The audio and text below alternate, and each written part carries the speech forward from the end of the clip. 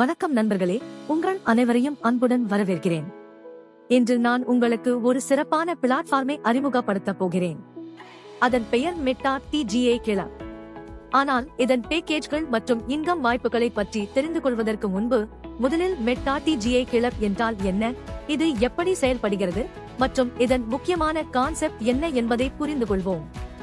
இன்றைய காலகட்டத்தில் ஃபைனான்சியல் மார்க்கெட்கள் மிக வேகமாக மாறிக்கொண்டிருக்கின்றன.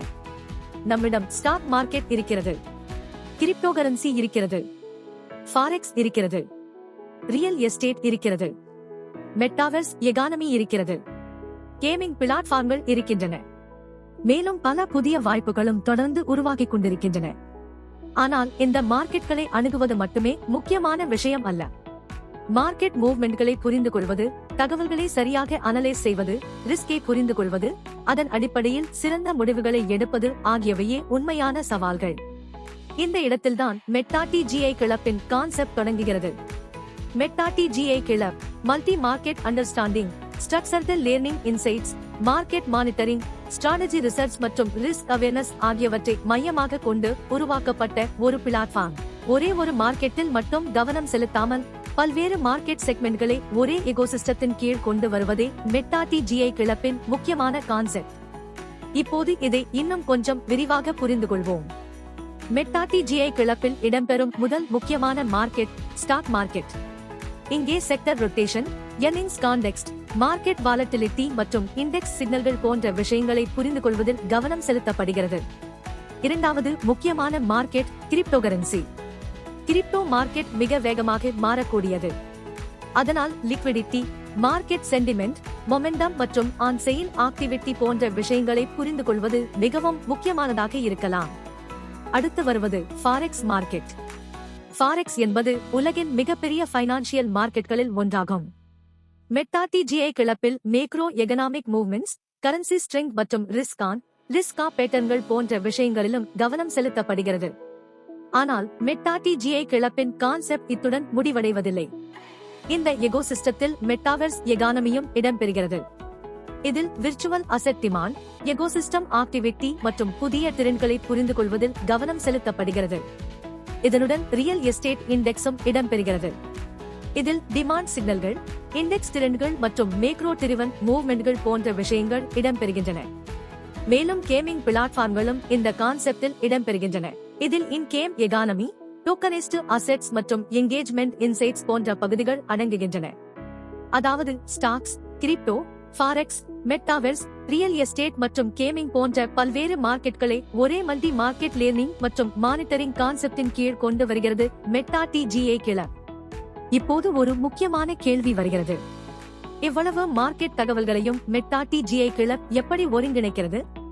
இதற்கான பதிலை 3 எளிய வார்த்தைகளில் புரிந்து கொள்ளலாம். Observe, learn, decide. அதாவது முதலில் கவனியுங்கள், அடுத்து கற்றுக்கொள்ளுங்கள், அதன் பிறகு உங்கள் முடிவை எடுங்கள். முதலில் வருவது டேட்டா மானிட்டரிங்.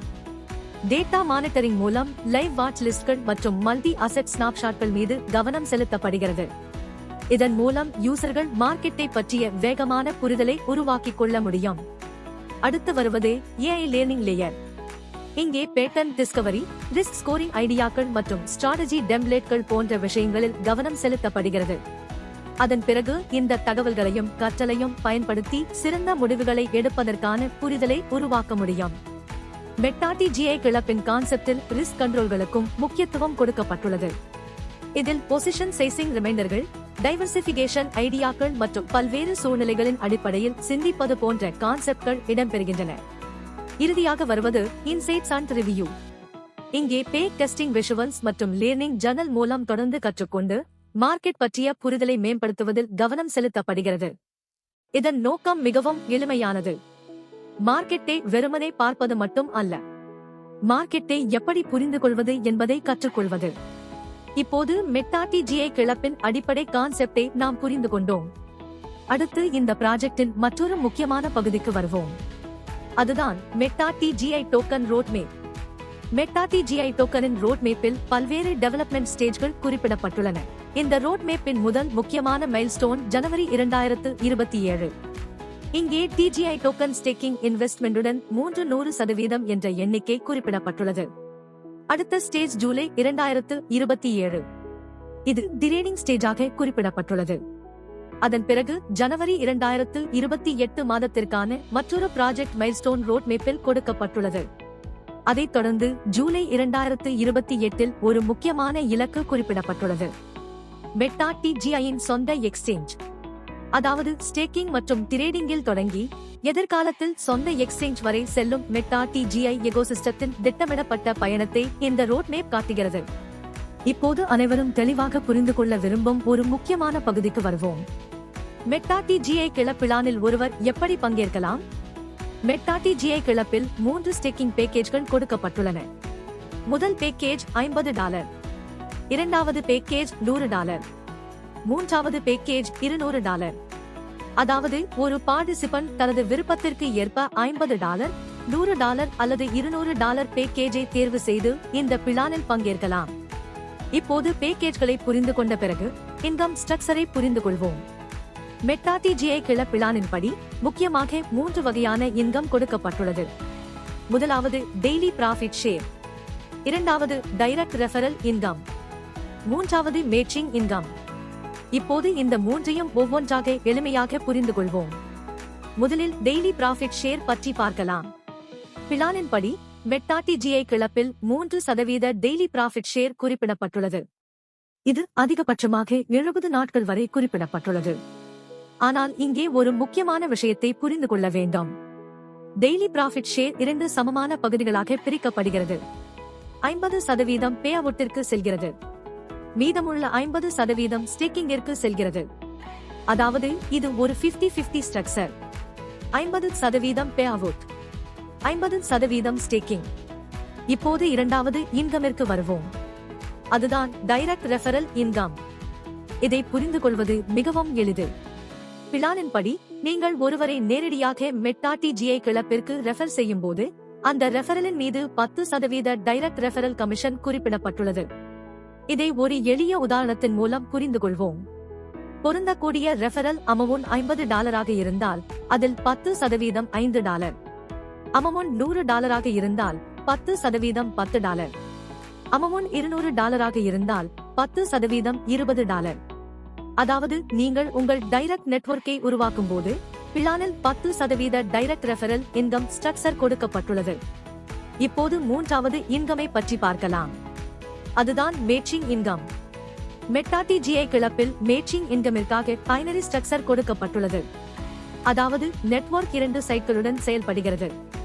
ஒரு ஏ லிக், மற்றொன்று பி லிக். பைனரி சிஸ்டத்தில் ஏ மற்றும் பி ஆகிய 2 லெக்குகளும் கட்டாயம் என்று குறிப்பிடப்பட்டுள்ளது. பிளானின் படி மேட்சிங் ரேஷியோ 1:2 அல்லது 2:1. பொருந்தக்கூடிய மேட்சிங்கின் மீது பிளானில் 50% மேட்சிங் இன்கம் குறிப்பிடப்பட்டுள்ளது. இதனுடன் மற்றொரு முக்கியமான அம்சம் உள்ளது, பவர் சைட் கேரி ஃபார்வர்ட். அதாவது பிளானில் கொடுக்கப்பட்டுள்ள நிபந்தனைகளின்படி ஐடி ஆக்டிவ் ஆன பிறகு பவர் சைடை அடுத்த கட்டத்திற்கு கேரி ஃபார்வர்ட் செய்வதற்கான விதி குறிப்பிடப்பட்டுள்ளது. இதனுடன் ஒரு கேப்பிங் கண்டிஷனும் உள்ளது. பிளானின் படி கேப்பிங் உங்கள் பேக்கேஜுக்கு சமமாக இருக்கும். எனவே நீங்கள் தேர்வு செய்யும் பேக்கேஜ் பிளானில் பங்கேற்பதற்கு மட்டுமல்லாமல் குறிப்பிடப்பட்டுள்ள கேப்பிங் ஸ்ட்ரக்சருடனும் தொடர்புடையதாக இருக்கிறது. இப்போது மெட்டா டிஜிஐ கிளப்பின் சில முக்கியமான விதிகளை புரிந்து கொள்வோம். முதல் விதி, நாம் ஏற்கனவே பார்த்தபடி பைனரி சிஸ்டத்தில் ஏ மற்றும் பி ஆகிய 2 லெக்குகளும் அவசியம்.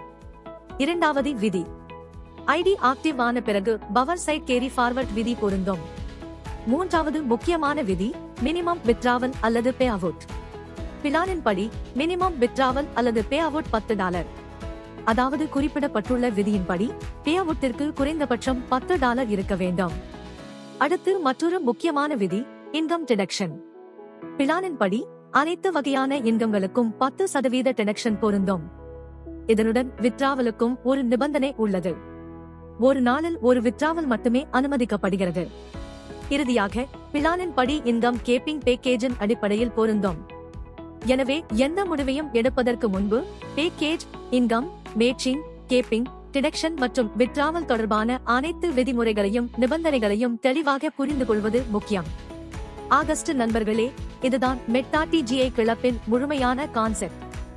Market learning, multi market monitoring, AI அடிப்படையிலான இன்சைட்ஸ், ரிஸ்க் அவேர்னஸ், ஸ்டேக்கிங் மற்றும் ஒரு ஸ்ட்ரக்சர்டு பார்ட்டிசிபேஷன் மாடலை மையமாக கொண்ட ஒரு பிளாட்ஃபார்ம்.